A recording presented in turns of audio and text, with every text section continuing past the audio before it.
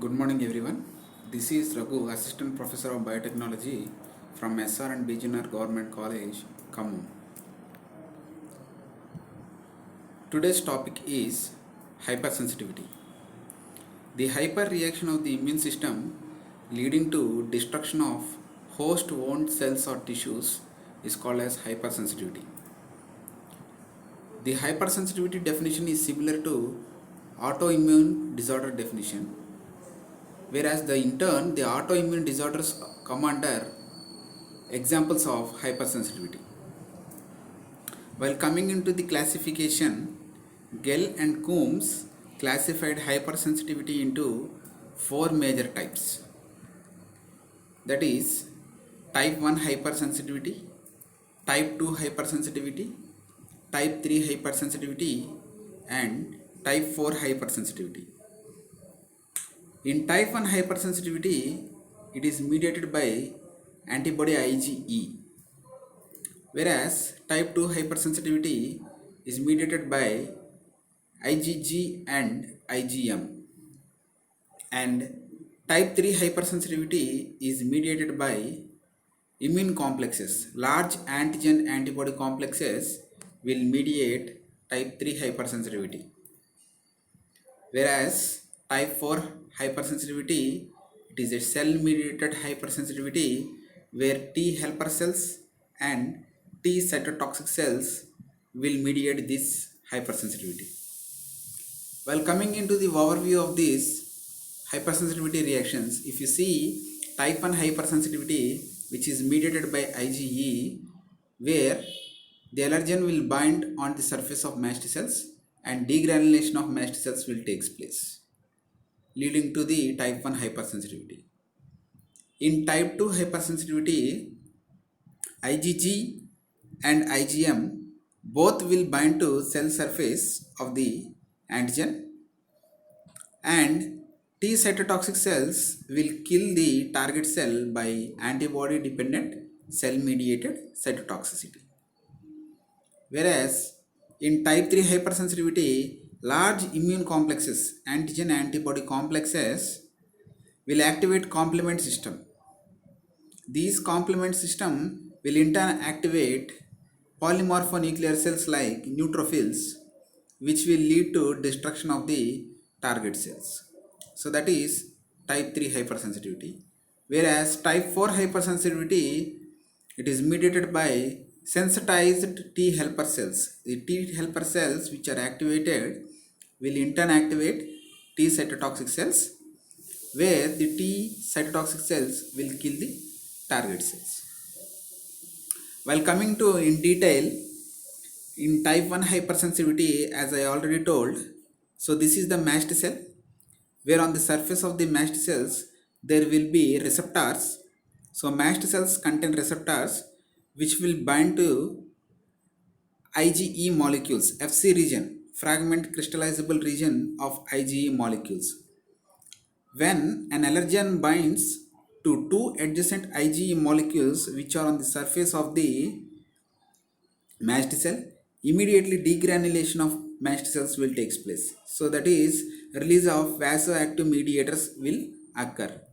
So immediately these vasoactive mediators will lead to allergy, hypersensitivity reaction. So the typical manifestations that include in this type 1 hypersensitivity are systemic or localized. Systemic means it shows its activity on entire body. So the rashes or this allergy will be shown on entire body. Localized means it is associated with a type of a particular tissue or an organ. So localized anaphylaxis or best examples are this hay fever, asthma, hives, food allergies, and eczema. So in type 1 hypersensitivity, sensitized mast cells, so IgE and allergens will lead to systemic or localized anaphylaxis. The localized involves asthma, hay fever, food allergy, hives, and eczema. These are the most common diseases which are associated with type 1 hypersensitivity. While coming to type 2 hypersensitivity, it is mediated by IgG and IgM. So generally these IgG and IgM will bind to cell surface antigens, where when they bound to cell surface antigens they activate complement system, and these complement system will in turn activate TC cells, T cytotoxic cells, where the target cells are destroyed by antibody dependent cell mediated cytotoxicity. So the best examples of type 2 hypersensitivity is autohemolytic anemia or incompatible blood transfusions and erythroblastosis fetalis. So death of the baby in the womb of the mother. This happens, that means due to hemolysis. Due to hemolysis. That is why it is called as erythroblastosis fetalis.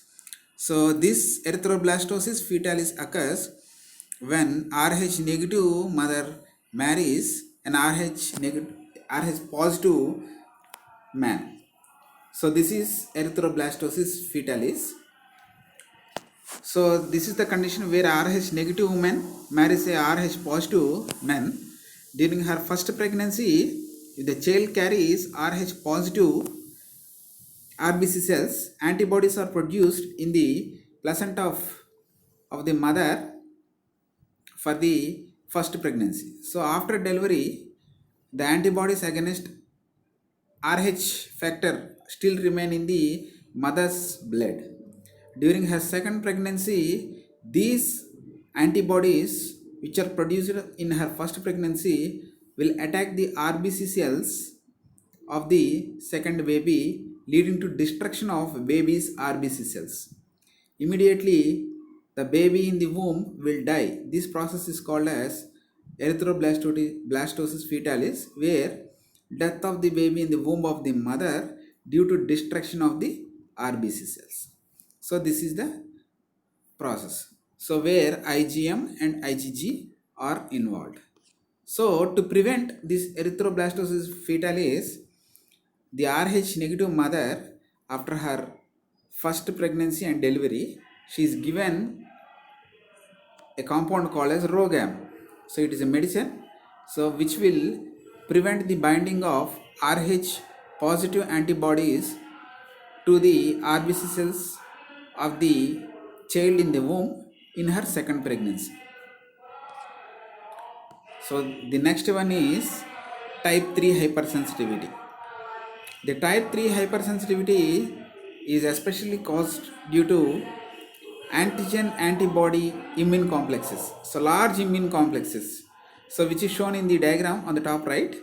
So large immune complexes, they will activate complement system. So this complement system in turn activate the polymorphonuclear cells such as neutrophils, where they will destroy the surrounding tissue. So the typical manifestations that are included in type 3 hypersensitivity are arthritis reaction, serum sickness, glomerulonephritis, rheumatoid arthritis, systemic lupus erythematosus. So all these are autoimmune disorders which will come under type 3 hypersensitivity.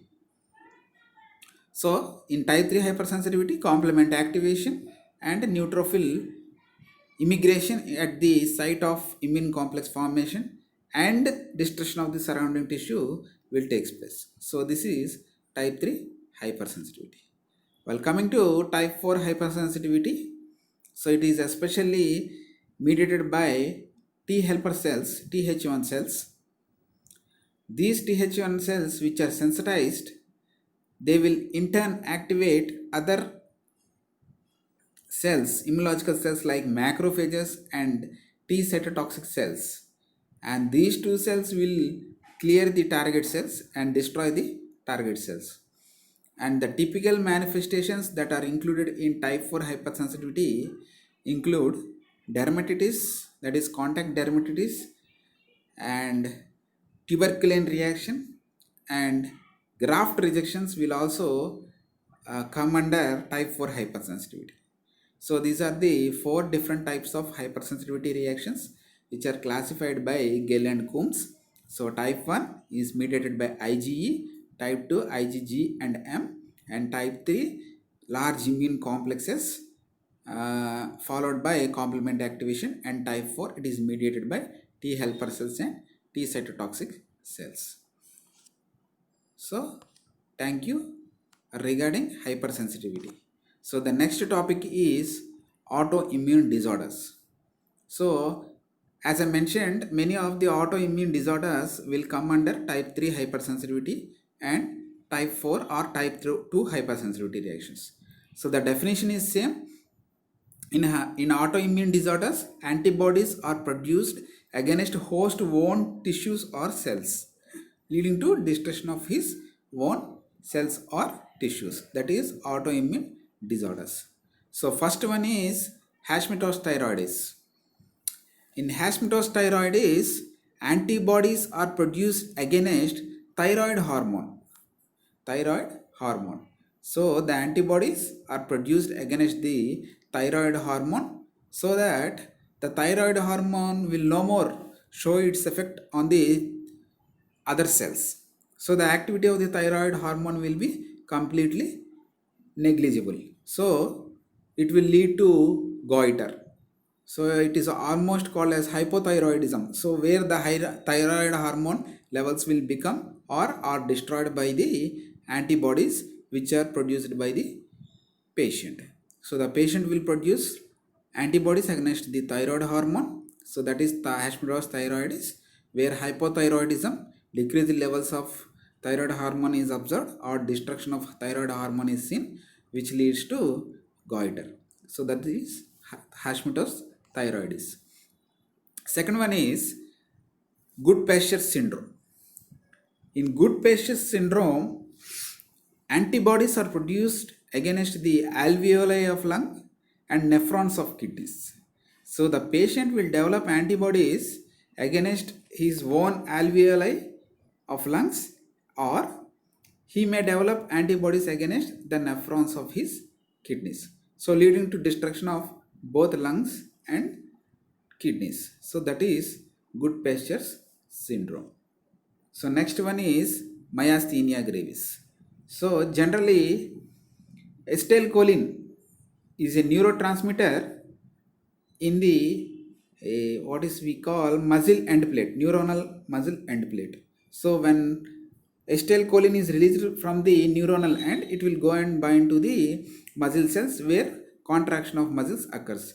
Here in myasthenia gravis, antibodies are produced against the acetylcholine receptors.